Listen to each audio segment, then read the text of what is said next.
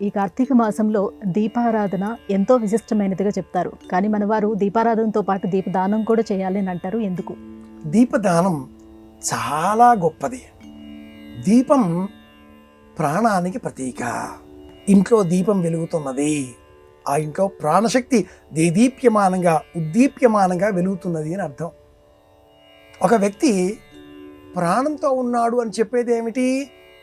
ఆ వ్యక్తి దేహంలో ఉండే వేడి. 2, ఆ వ్యక్తి స్వీకరించే గాలి ఉచ్ఛ్వాస నిశ్వాసలు. 3, ఆ వ్యక్తి దేహం మీద ఉన్నటువంటి తేజస్సు వెలుగు.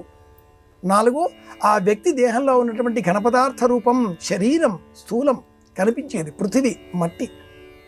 5, ఆ వ్యక్తికి సంబంధించిన జలతత్వం. వ్యక్తి దేహంలో 70% పైగా నీరే. ప్రాణంతో ఉన్నారు అని చెప్పడానికి ఈ పాంచభౌతిక రూపాలు ధర్మాలు ప్రధానం. ఈ పాంచభౌతికమైన రూపాలకు ప్రతీక ఒక దీపం.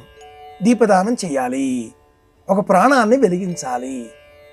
మరణావసన్న సమయంలో లేక మరణావసాన దశలో ఉండేటటువంటి వ్యక్తులు ఎవరైనా వారికి మనం సహాయాన్ని ఇవ్వాలి, బ్రతికించే ప్రయత్నం చేయాలి.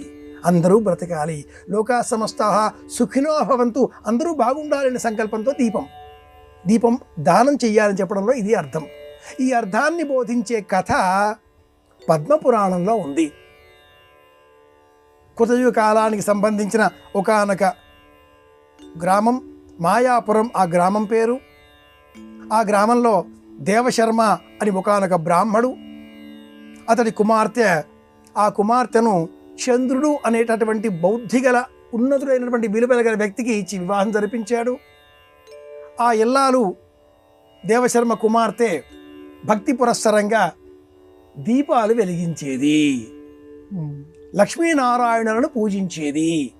అలా ఆ పుణ్యబలం కారణంగా దేవశర్మ అతడి కుమారుడైన చంద్రుడు ఇద్దరు కూడా కుటుంబ సంబంధితమైన పుణ్యాన్ని భాగం పంచుకునేటటువంటి నేపథ్యంలో అందరూ కూడా పుణ్యబలం కలవారయ్యారు.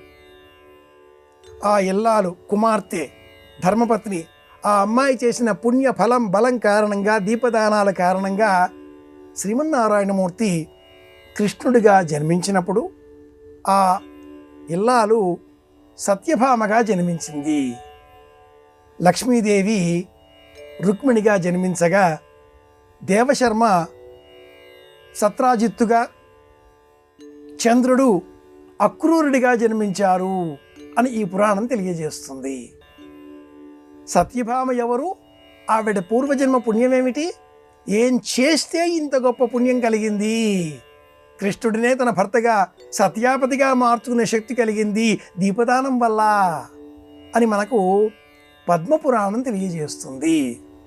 శూరసేన సంబంధితమైన ఈ వృత్తాంతంలో మాయాపురం అనే ఆ గ్రామానికి సంబంధించిన ఈ కథలు ఇలా తెలియజేస్తూ ప్రాచీన ధర్మశాస్త్రం మనకు ఏం చెప్పింది అంటే, ఒక పూజ చేయండి, ఒక వ్రతం చేయండి, ఒక నోము పాటించండి, ఫలితం సమాజానికి మేలు కలిగించేదిగా ఉండాలి. దీపం చూస్తే ఆనందం కలుగుతుంది, ఆ దీపాన్ని దానమిస్తే రెట్టింపు పుణ్యబలం కలుగుతుంది. కనుక దీపదానం చేయండి, దీపం వెలిగించండి. ఉద్దీప్యస్వజాతవేదో పఘ్నన్నిరుడు తిమ్మమ పశోగుశ్చ మహ్యమావహ జీవనం చ దిశో దశ. దీపాన్ని వెలిగించే సమయంలో నైష్ఠికులు సంప్రదాయం తెలిసిన వారు చెప్పే మంత్రం ఇది. సంధ్యాదీపం నమోస్తుతే, దీపలక్ష్మీ నమోస్తుతే, దీపరాజ నమోస్తుతే అనేటటువంటి 4వ పాదంతో ఉండే అనేక శ్లోకాలు కూడా బహుళ ప్రచారంలో ఉన్నాయి. శుభికేశిర ఆరోహ శోభయంతి ముఖం మమ, శుభికేశిర ఆరోహ శోభయంతి ముఖం మమ. దీపం వెలిగిస్తే ఆ దీపకాంతుల ప్రసరణం ద్వారా మన ముఖం ఉద్దీప్యస్వజాతవేద, ఏ జాతవేద అగ్నిహోత్రుడా దేదీప్యమానంగా ప్రకాశించవలసింది. దేవీ సూక్తంలో ఉండే ఈ మంత్రాలను స్వీకరించి ఈనాటి కాలంలో మనమంతా కూడా దీప సంబంధంగా కూడా చెప్పుకుంటూ ఉంటాం. దీపం అంటే అగ్నిహోత్రం కనుక దీపదానం చేయాలి, దీపాన్ని వెలిగించాలి, తోటి ప్రాణులను రక్షించాలి. ఇది నేపథ్యం.